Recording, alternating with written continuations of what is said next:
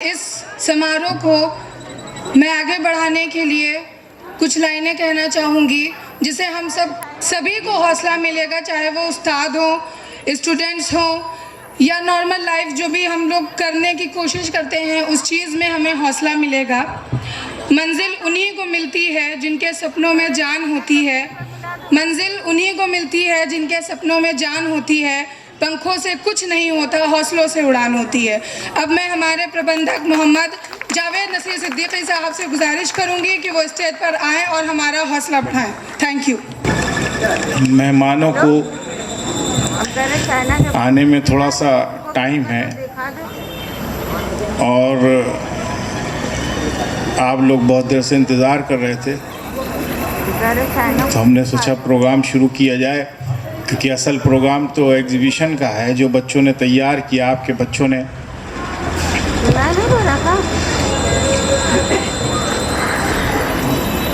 आज हम आपके सामने बड़े सम्मान और खुशी के साथ खड़े हैं, क्योंकि हम कड़ी मेहनत, समर्पण और रचनात्मक से भरे एक वर्ष के समापन का जश्न मनाने के लिए इकट्ठा हुए हैं। वार्षिक पुरस्कार वितरण और कला एवं विज्ञान प्रदर्शनी हमारे छात्रों को उल्लेखनीय उपलब्धियों और हमारे शैक्षिक समुदायों का जीता जागता प्रमाण है। सबसे पहले और सबसे महत्वपूर्ण, आइए हम उन सभी छात्रों को हार्दिक बधाई दें जो आज पुरस्कार प्राप्त कर रहे हैं। बेहतरीन काम और लगन से उन्होंने ये मुकाम हासिल किया है। बच्चों की उपलब्धियां न केवल आपके शैक्षणिक कौशल का प्रतिबिंब है, बल्कि आपके दृढ़ संकल्प, लचीलेपन और सीखने के जुनून का भी प्रदर्शन है। ये पुरस्कार अध्ययन के अनगिनत घंटों, ज्ञान की खोज में बिताई गई रातों की नींद हराम करने और आपकी क्षमताओं में अटूट विश्वास का प्रतीक है। आज हम न केवल परिणामों का जश्न मनाते हैं, बल्कि उस यात्रा का भी जश्न मनाते हैं जिसने आपको इस क्षण तक पहुंचाया है। ये मेरे बच्चों के लिए है, वो बच्चे जो रात दिन मेहनत किए, दिन को दिन नहीं समझा, रात को रात नहीं समझी और अपने लगन में लगे रहे और मेहनत से अपने स्कूल, अपने क्लास में फर्स्ट क्लास पास हुए।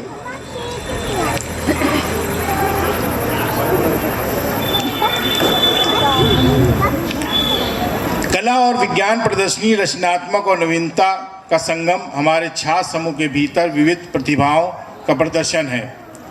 गलियारों में आप वैज्ञानिक पूछताछ, तकनीकी नवाचार, कलात्मक अभिव्यक्ति और रचनात्मक प्रयासों की परिणति देखेंगे।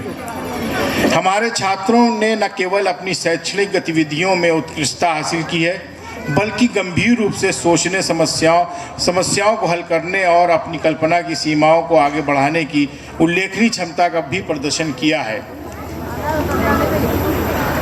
विज्ञान के क्षेत्र में हम ऐसी परियोजनाएं देखते हैं जिसमें दुनिया के बारे में हमारी समझ को नया आकार देने की क्षमता है। अभूतपूर्व प्रयोगों से लेकर वास्तविक दुनिया की समस्याओं के नव समाधानों तक हमारे छात्रों द्वारा प्रदर्शित वैज्ञानिक जिज्ञासा वास्तव में प्रेरणादायक है। हम उन्हें प्रश्न पूछना, संभावनाएं तलाशना और वैज्ञानिक खोज के निरंतर विकसित होते परिदृश्य में योगदान देने जारी रखने के लिए प्रोत्साहित करते हैं। जो आज विज्ञान प्रदर्शनी आप देखेंगे, विज्ञान और कला प्रदर्शनी,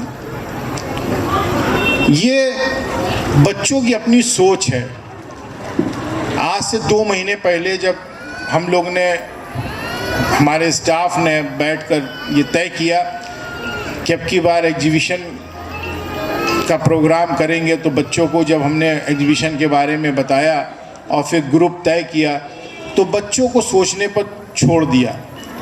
हमने बच्चों को दिया कि 1980 से लेकर और 2023 तक के आपको 10 दशकों में 10 साल के लिए आपको दिया गया है। उन 10 सालों में क्या होता है, क्या हुआ है, कौन कौन लोग थे, कैसे थे, वो सारी चीज़ों को आपको तैयार करके प्रदर्शन करना है। इस पर बच्चों ने अपनी सोच, ऐसी सी सोच आपको देखने को मिलेगी। शायद जब मैंने देखा शाम को तो मुझे देखकर बड़ा आश्चर्य हुआ, बच्चे ऐसे भी सोच सकते हैं। तो लगता है कि बच्चों को अगर प्रोत्साहित किया जाए, बच्चों को अगर सपोर्ट उनकी सोच के साथ की जाए, उनकी सोच को समझा जाए, उनकी सोच को देखा जाए, तो शायद बच्चे बहुत दूर तक निकल सकते हैं और तरक्की कर सकते हैं।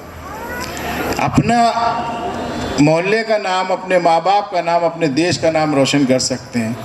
ये जब आप लोग जाके मॉडल्स को देखेंगे तो आपको लगेगा कि अरे ये क्या। अब आती उस पर उस्ताद की बात, उस्ताद ने उसमें क्या किया। मैंने देखा अपने टीचर स्टाफ को, मैं समझता था कि इतनी सोच नहीं होगी, लेकिन जब मैंने मॉडल्स पर गौर किया, जब मैंने उसको देखना शुरू किया तो देखा अरे ये तो सही बात है कि अगर ज़रा सा भी सपोर्ट, ज़रा सा सहारा दिया जाए तो बहुत कुछ किया सकता है। मेरे हिंदुस्तान में सोचों की कमी नहीं है, मेरे हिंदुस्तान में काबिलियत की कमी नहीं है। अगर देखा जाए थोड़ा सा सपोर्ट की ज़रूरत है। हम अपने बच्चों को डांट देते पड़ा, तू क्या करेगा, तू क्या कर, नहीं, ये मत कहिए बच्चों से। बच्चों की सोच को समझने की कोशिश कीजिए, वो सोच क्या रहा है, वो समझ क्या रहा है, वो जाना कहाँ चाहता है। अरे ज़रूरी थोड़ी नहीं है कि सब इंजीनियर डॉक्टर बन जाएंगे। अरे कोई गायक भी बन सकता है, गाना कोई बुरी बात थोड़ी नहीं है, मौसीकी कोई बुरी बात थोड़ी नहीं है। कोई लेखक बन सकता है, कोई कवि बन सकता है, लेकिन सबसे ज़रूरी है कि हमारे हिंदुस्तान दूसरे देशों के मुताबिक हमारे देश के अंदर सबसे ज़्यादा सोच, इस चीज़ की कमी है कि वो हम सोच के साथ नहीं चलते, बच्चों की सोच के साथ नहीं चल पाते। बाकी मुल्कों में क्या है कि वहाँ बच्चों की सोच देखी जाती है, वो किस में जाएंगे, वो खेल में जाएंगे, वो किस में वो लेखन में जाएंगे, वो इंजीनियरिंग में जाएंगे कि वो डॉक्टरी में जाएंगे। उनकी सोच के साथ उनके साथ चला जाता है। ये अब की बार की जो प्रदर्शनी है, उस प्रदर्शनी से मुझे ये अनुभव हुआ कि हकीकत में अगर हम बच्चों की सोच को लें तो शायद बहुत कुछ हो सकता है। एक टीचर ने मुझसे कहा कि मैंने कहा ये आपने तो कमाल की चीज़ खड़ी कर दी है, तो हम तो अचंभे में हैं। तो मुझे लगा कि तो वो कहने लगे सर आपने मेरी बात को समझा और मौका दिया। तो मुझे लगा कि नहीं, ये बात सही है कि मौका देना बहुत ज़रूरी होता है। बच्चा छोटा सा बच्चा है, नहीं कुछ कह पा रहा, जाहिर सी बात है जब वो रोता है तभी माँ को लगता है कि वो भूखा है या पेट में दर्द हो रहा है, उससे पहले तो नहीं लगता। पूरा दिन अगर बहुत से बच्चे तो भूखे भूखे पड़े रहते पूरे दिन, वो अगर रोते नहीं तो पड़े रहते हो। माँ कहती कोई बात नहीं, ठीक है, सो रहा है। तो वैसे ही छोटे छोटे जो बच्चे, जब दिमाग विकसित होता है उनका, जब अक्ल विकसित होती है, तो धीरे धीरे उनकी सोच को देखना चाहिए। अपनी सोच को थोपने की ज़रूरत नहीं है कि हम ये नहीं कर पाए तुम ये करोगे, हम वो नहीं कर पाए तुम ऐसा करोगे, तो हम वो नहीं कर पाए तुम ऐसा करोगे। ऐसा नहीं है।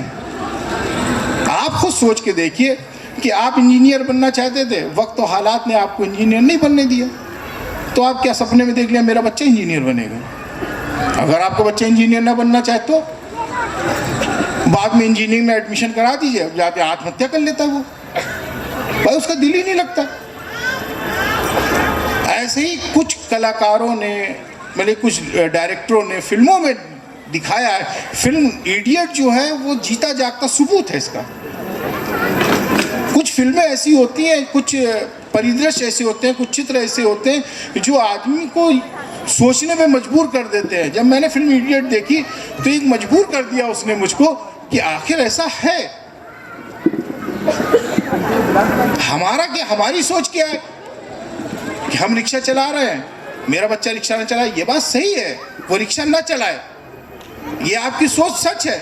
लेकिन वो डॉक्टर बन जाए, नहीं बनना चाहता भाई डॉक्टर वो। ऐसा नहीं कि परचून की दुकान चलाने वाला पढ़ना ज़रूरी है, लेकिन कहाँ तक ये बच्चे पे डिपेंड, वो किस कंडीशन में जाना चाहता है। जो बेसिक एजुकेशन है वो बहुत इंपॉर्टेंट है, बहुत ज़रूरी है।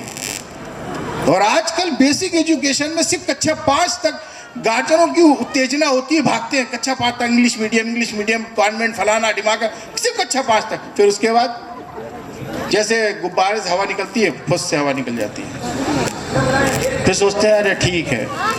फिर बच्चे के दिमाग में मैंने देखा है, कुछ गार्जियंस आते हैं, कुछ गार्जियनों से मुलाकात होती, कहते हैं मास्टर साहब क्या मिलना, कोई नौकरी लग जाएगी क्या, काम कर लेगा तो कुछ हुनर आ जाएगा। अरे भाई कैसे हुनर आ जाएगा, आप मुझे बताइए कैसे हुनर आ जाएगा। आपने क्या चलना सीखा कैसे उसने, आपने उंगली पकड़ के चलना सिखाया ना, तभी तो उसने सीखा।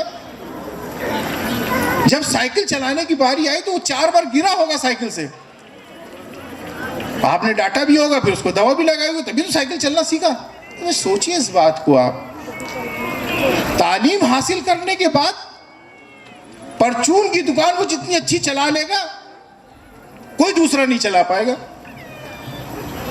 क्योंकि उसको मालूम है ये प्रोडक्ट है, इस प्रोडक्ट में क्या है वो देखेगा।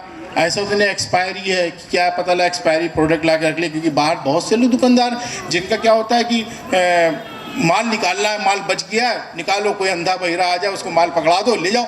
मान लिया कितनी बार ऐसा हुआ, कितनी कोल्ड ड्रिंकों से लोगों की मौत हुई, जिन कोल्ड ड्रिंक लोग पीते हैं हाजमे के लिए, उससे मौत भी हुई। क्यों? क्योंकि एक्सपायरी कंपनी वालों ने गत्ते में एक्सपायरी भेज दी, 4 गत्ते सही है, 2 गत्ते एक्सपायरी आ गए। अगर आपका बच्चा पढ़ा लिखा होगा, सब जानता होगा, तो शायद वो एक्सपायरी तो पढ़ सकता है, उसके हाथों किसी की मौत तो नहीं होगी।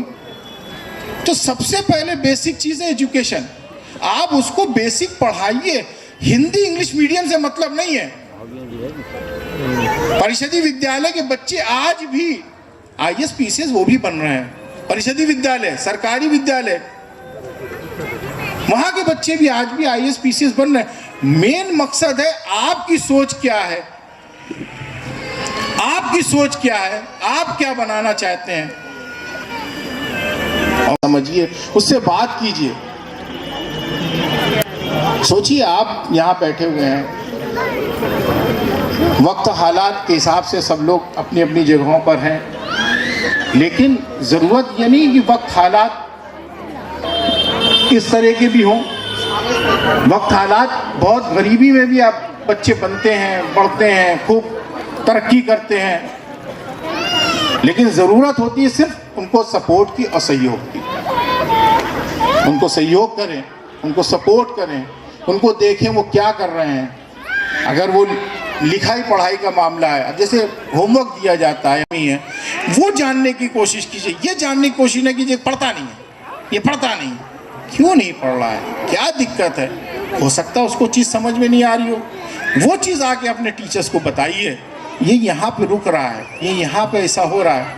हम अपने बच्चों से कहते हैं कि बहुत से बच्चों के अंदर ये आदत होती है, किताब खोला, ये नहीं आ रहा, ये नहीं आ रहा, ये नहीं आ रहा, ये नहीं आ रहा। तो ये नहीं आ रहा, ये नहीं आ रहा से तो कुछ होगा नहीं। जब आप करेंगे तो आपको नई चीज़ें मिलेंगी। आपने 4 लाइन कर ली, 5वीं लाइन से आपको नहीं आया, 5वीं लाइन आके सर से पूछ ली तो पूरी 8 लाइन आ गई। अगर आपने पूरा सोचा नहीं आ रहा तो नहीं आएगा।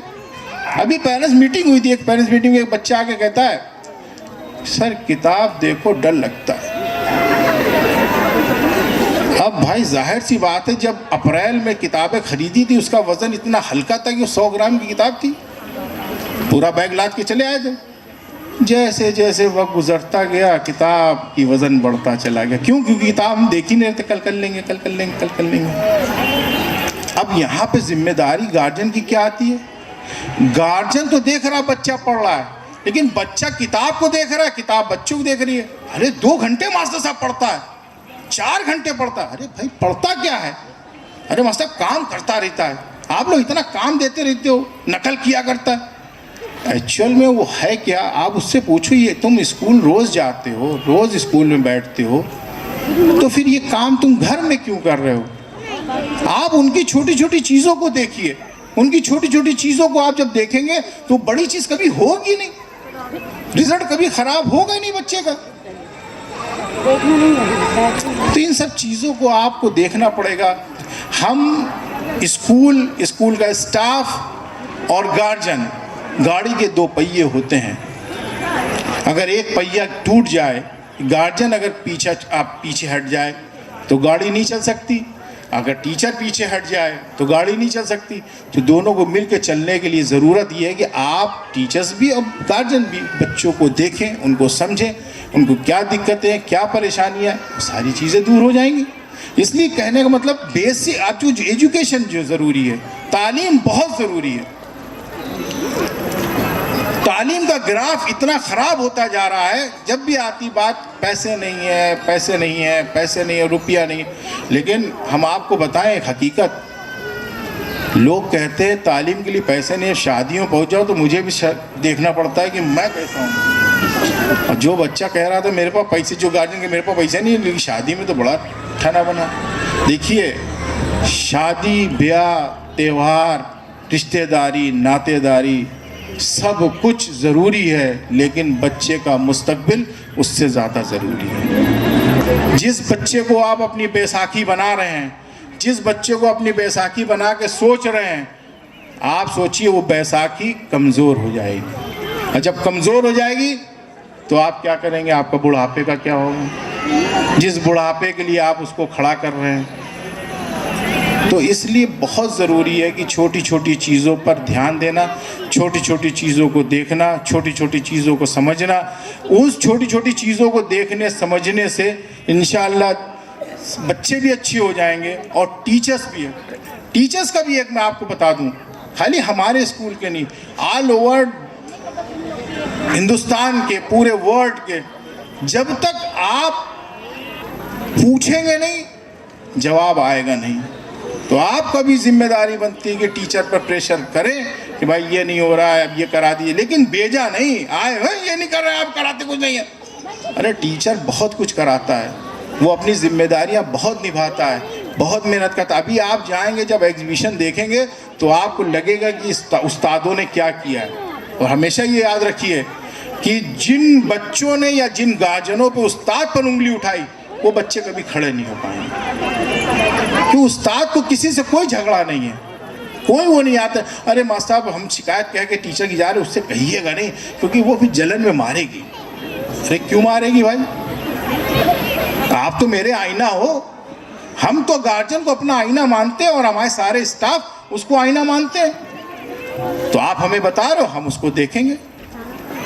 वो साबिर साहब पीछे आए, उनको ज़रा सा बुला लीजिए, आगे बुला लीजिए उनको। मैम जरा साबिर, आप लोग इधर आइए। साबिर साहब और अफसर साहब, हमारे मैनेजमेंट कमेटी के लोग भी यहाँ मौजूद हैं। इस प्रोग्राम में हम उनका इस्तकबाल करते हैं।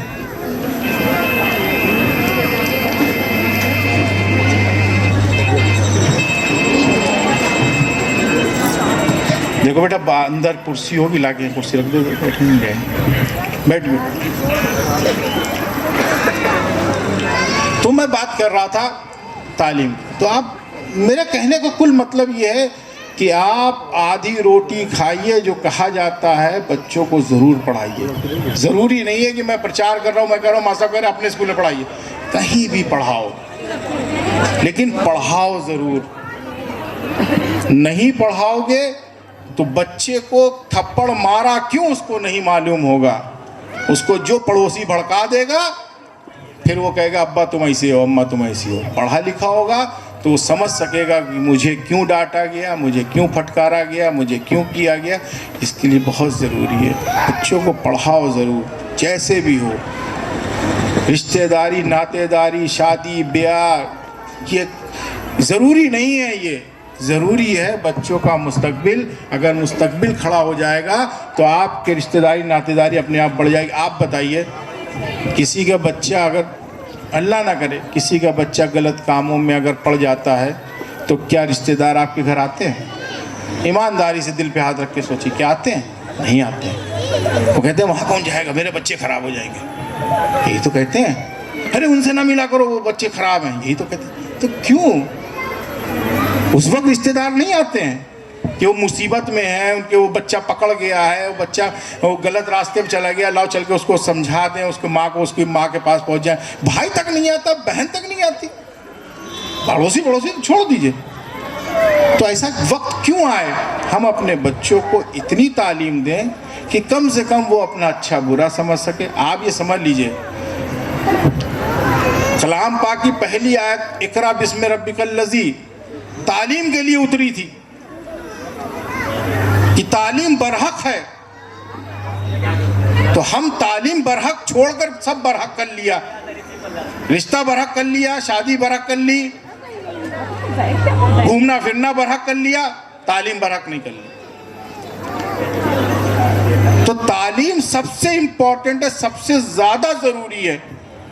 मैं बार बार आप लोगों से गुजारिश कर रहा हूं कि कहीं भी पढ़ाएं, कहीं भी करें, कुछ भी करें, लेकिन बच्चों को तालीम जरूर दें और बच्चों को पढ़ें, उनको समझें, उनको जानें वो करना क्या चाहते हैं। अभी आप जब यहाँ से निकलेंगे एक एक मॉडल देखिएगा, कुछ बच्चों ने घरों में भी बनाया है और कुछ माँ बापों ने बच्चों की मदद भी की है, ऐसा नहीं है।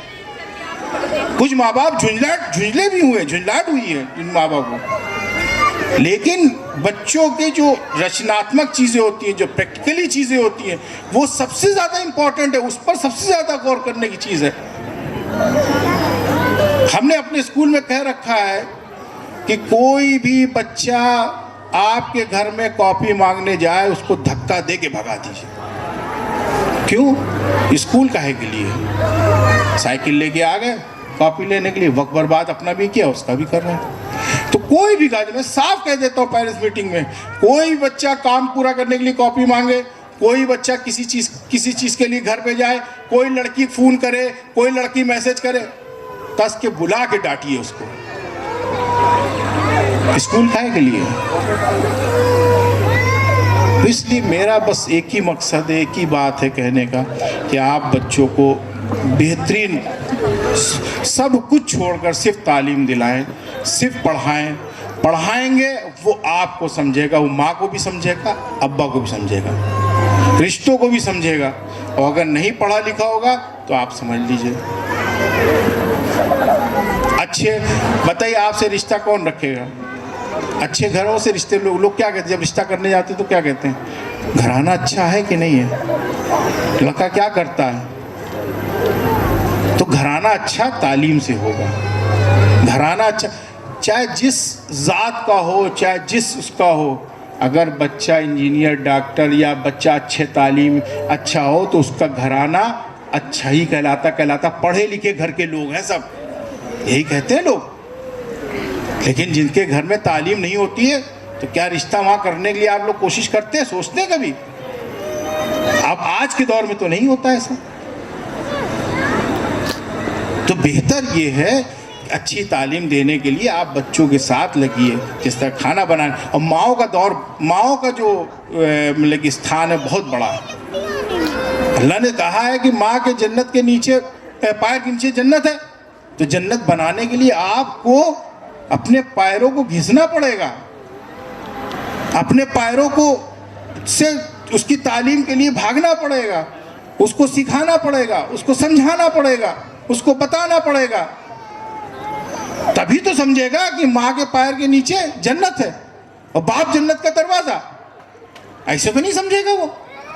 तो सबसे ज़्यादा ज़रूरी है, सबसे ज़्यादा, सबसे इम्पोर्टेंट, सबसे अहम चीज़ है, वो है तालीम, तालीम, तालीम।